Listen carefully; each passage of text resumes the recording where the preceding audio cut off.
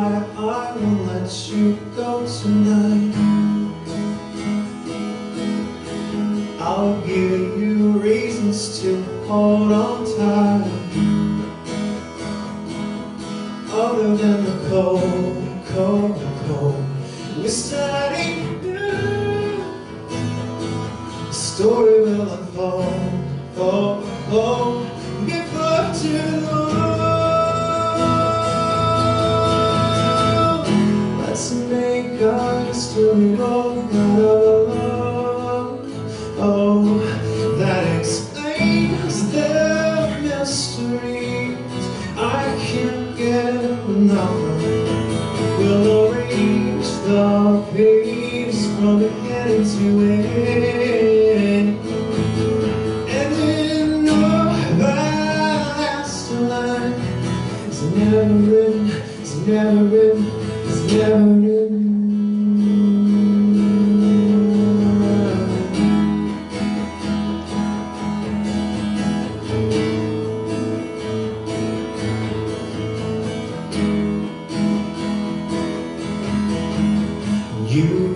You are everything to me,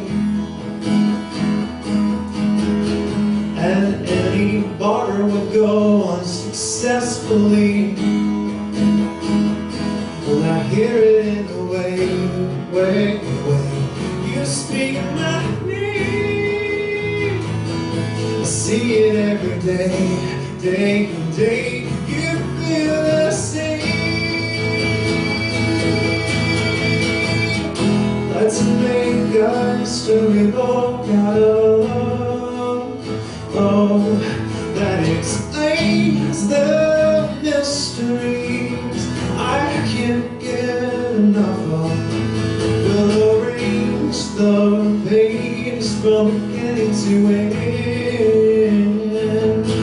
and then know by last line it's never written, it's never written, never written. Press a seal on the first page, and write our names on the same line, the same line. Recording each phrase as behaved to tell the stories in a logical way on time. Let's make a storybook out of love. Oh, that explains the mysteries I can't get, no, I can't get enough of. We'll arrange the pages from beginning to end,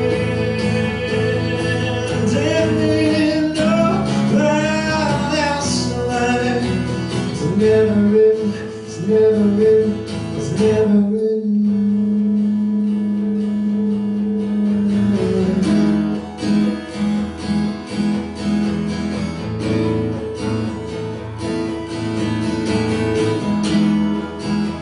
No, no, no, no, no,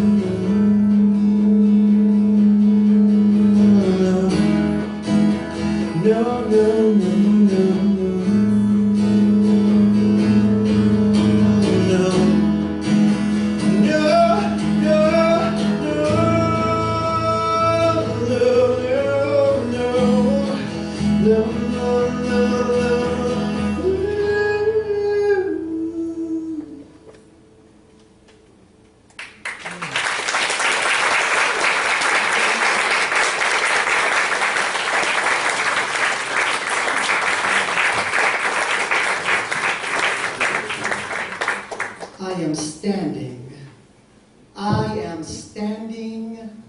I am standing in love, and I shall never fall.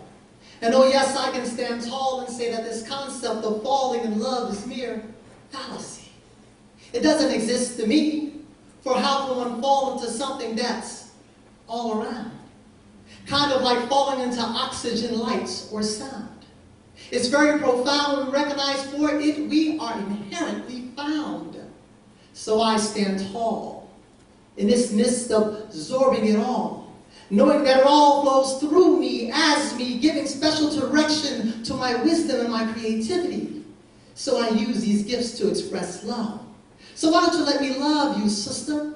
Why don't you let me love you, brother? But don't expect me to tell you that I can never love another, for it's not love's nature to discriminate, shattering useless cliches like there's a thin line between love and hate. And oh yes, you can save the debate because some of us are under the misconception that love drives us irate. It's time for us to check our mind states about love. You see, just because I love you, sister, doesn't mean you can monopolize my time. And just because I love you, brother, doesn't mean I have to give you my last dime. And just because I love you, mother, doesn't mean you can choose my career. And just because I love you, father, doesn't mean in front of you I can't shed a tear. Daughter or son, just because I love you doesn't mean I have to buy you the latest $200 tennis shoes. Because real love is not selfish. Are we starting to get these clues about love? Real love picks us up and never knocks us down. It brings a smile on our face and never a frown. For it is my divine nature. It is your divine nature. Together, collectively, it is our divine nature that keeps us commanding, demanding, and continuously standing in love.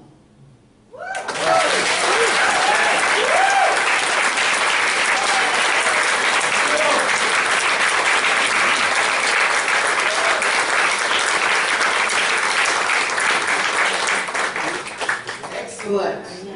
Yes. Good job. David Cotty. He showed up one day and just jumped in and started doing stuff, taking classes. He's here every Sunday. He's becoming a member on Homecoming Sunday with about 5 or 6 other folks. And we're so great that our congregation is expanding not only in numbers, but in consciousness, because that's where it all starts, right?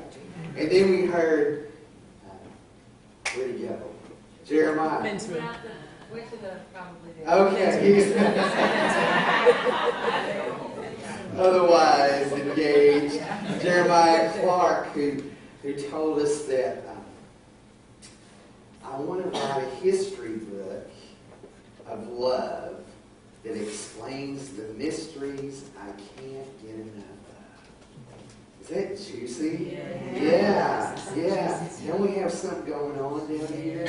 You know, I go away sometimes. We talked a lot about the Canuga retreat that a lot of us went on. And with Kyle and James, we're doing revivals all over the place, about 1 a quarter or so. But there's no place like home. Like, I go out and I just want to come home and share everything with you that I've learned and experienced while I've been out. Because what we're celebrating this morning is the relationships that we share. You know, we did a survey about a year ago. We asked everybody, what do you like the most about the church? Now, some people said, well, the music is good and the message is good. But everybody, to a person, said it's the people. So we come here to be with each other on Sunday. And sometimes I think it doesn't even matter really what I say or what songs we play, you know, as long as we have a couple of cups of coffee, you know, and one of Linda's cakes, you know, and just sit around and like just be with each other. Like, I would guarantee you that the people that went to Canuga will tell you that one of their favorite parts was riding up there in the car with each other and getting to know each other. You know, I did a celebration of life service. I think they write that daily word just for me every day. Because I get it in my email. I have the little app. Because, you know, you can get a daily word app on your phone and you can look at them every day. You can look back or look ahead. And last night I was in my backyard by my fire. I built me a little fire pit in my backyard, and I got my looking what the daily word is today, and I thought, celebration of life, how wonderful. And it was so timely because I just did a celebration of life service for one of our dear members, Doris Clark, who passed. Debbie was there, and her husband, Scotty, Ian, and did some music. And I thought about, we call it a celebration of life, because while we're grieving the loss of the physical body, we're also celebrating the life that goes on forever and ever. The life that is God, that we are a part of, that never dies and never goes away and never runs out. And that's what we're celebrating. The expression that was Doris in physical form, but also the individualized, unique expression of love and life that she continues to be. And I was thinking about how many times I've done celebration of life services and what they have in common. I usually read a biography that someone has written about their family member. And then I give time for people to come up and share about their loved one. Well, nobody focuses much on in 1972 they won an award or they got a raise on this day.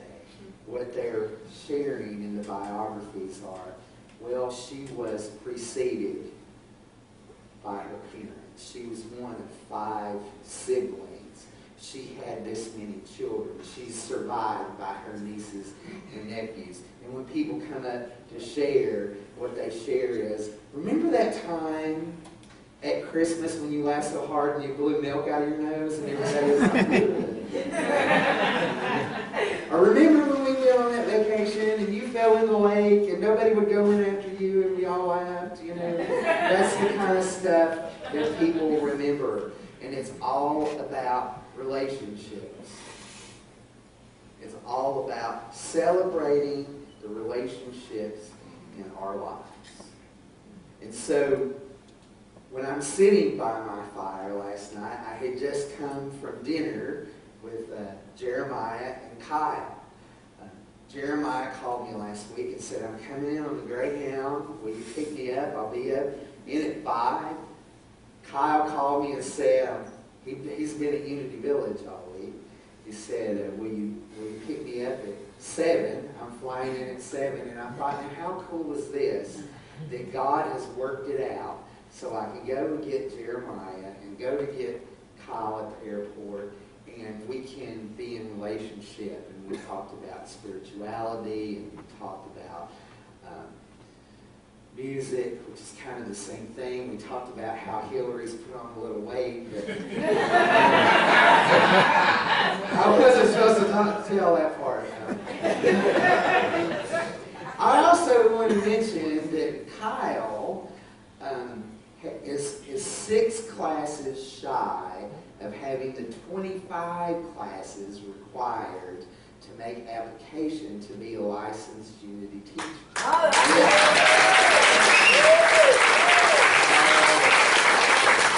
And so we're holding, and I invite you to hold the intention with us, that Kyle is a licensed Unity teacher by the spring of 2017. And so how wonderful it is that we have a music program that contains ministers and licensed teachers. I mean, that's awesome. We rock. We rock! Yes! Yes, we do. Yes, we do. So I'm sitting out by my fire last night, and I'm thinking about all the relationships in my life and how I talked to Margie Grounds a couple of weeks ago. Was anybody here when Margie was here?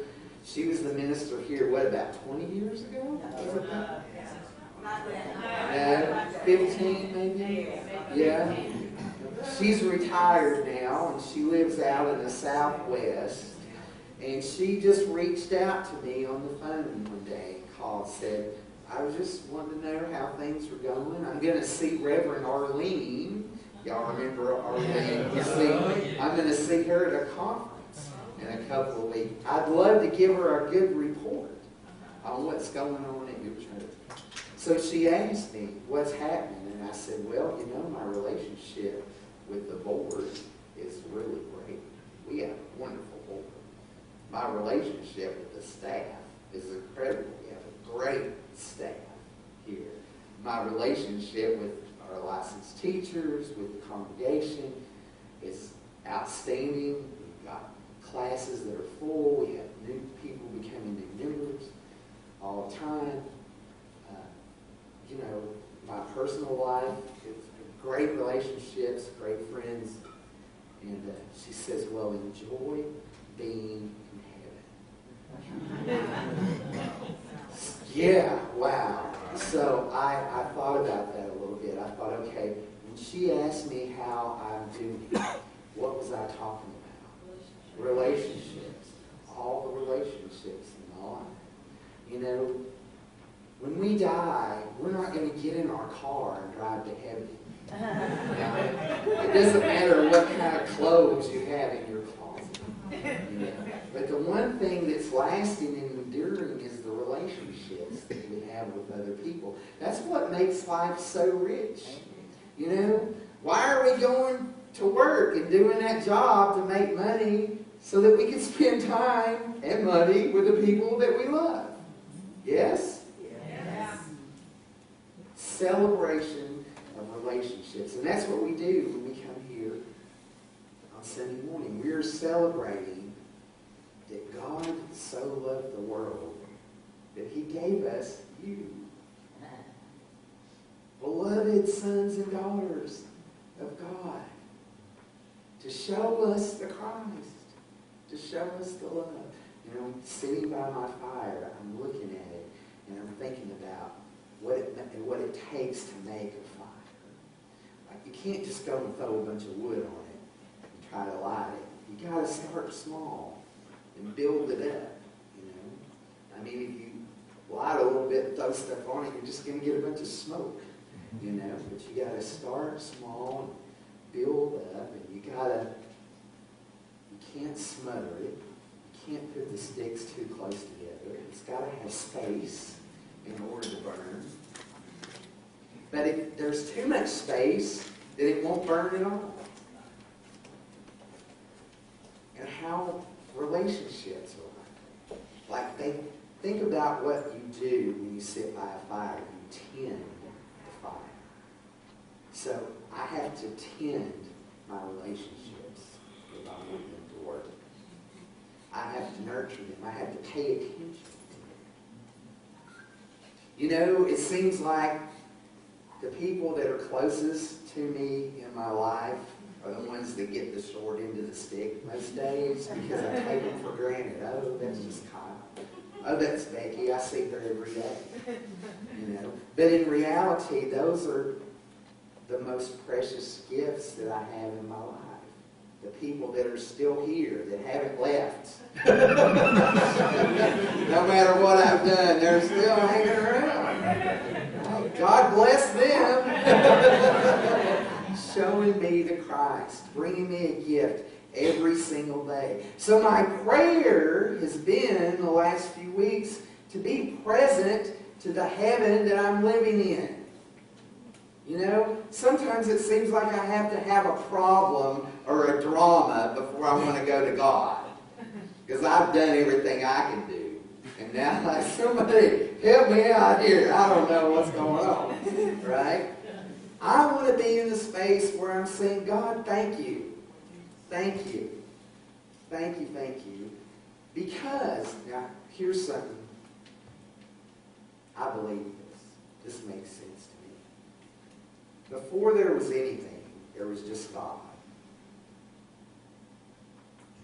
Everywhere present, all the time. There's no creation yet. So there's just God. So there was nothing for God to have a relationship with.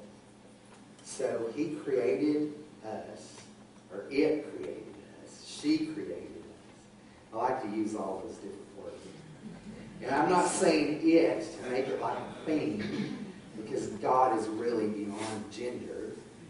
Right? God created us out of itself. What else was there to make us out of? If God's everywhere, endless, all the time, because it wanted to have a relationship. It wanted to know itself as us. So what we're looking for in all the relationships that we have really is to get closer to God. And so am I showing God in my relationships? Am I showing up as the Christ in my relationship? Am I looking past all the little stuff,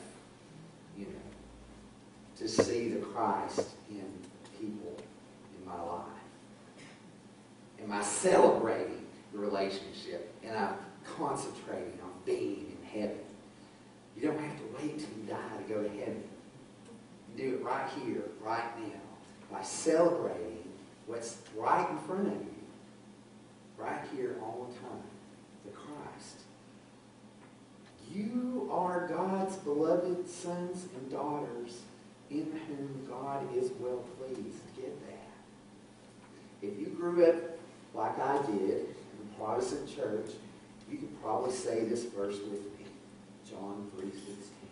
For God so loved the world, He gave His only begotten Son, that whosoever believeth in Him shall not perish but have everlasting life. So what if there was more than one?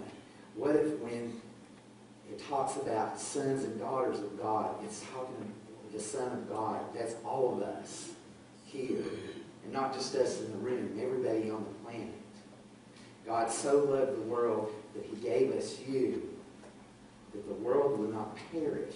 Think about, at this time of year, we have Thanksgiving is right around the corner, and then Christmas is rolling around, and some of the saddest times of the year for people are during the holidays. Why? Because sometimes we feel lonely during the holidays. It feels like we're perishing, like our soul is in despair. But God so loved the world that He gave us you so that we would have life, so that we would know life, so that we would know love and relationship, so that we would know God as each other. And so the closer that we come in our relationships and being authentic and showing up as the Christ, the closer we are to God. And that's why we come on Sunday, is to know God as ourselves and each other, and to be in the love and to be in the oneness. So I want to ask y'all to do something for me. And don't wait. Do it today, after you leave here. There's somebody in your life, now you might see them every day, and maybe you haven't seen them in a long time, but you haven't told them lately what they need to you. This goes really quick, guys. It's going to be over before we know it. If we're lucky, we get to be elderly. Not everybody does. Right? We get to experience. The person that you love could not be here. That's the way life is. So don't wait. Tell them today that you love them, that they mean something to you. However way you want to do it. So, how many will do that today? Everybody. God bless y'all.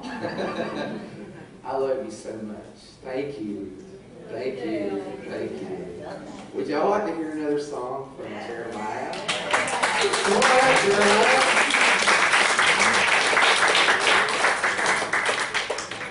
Stand by me. Are we doing one I don't know about?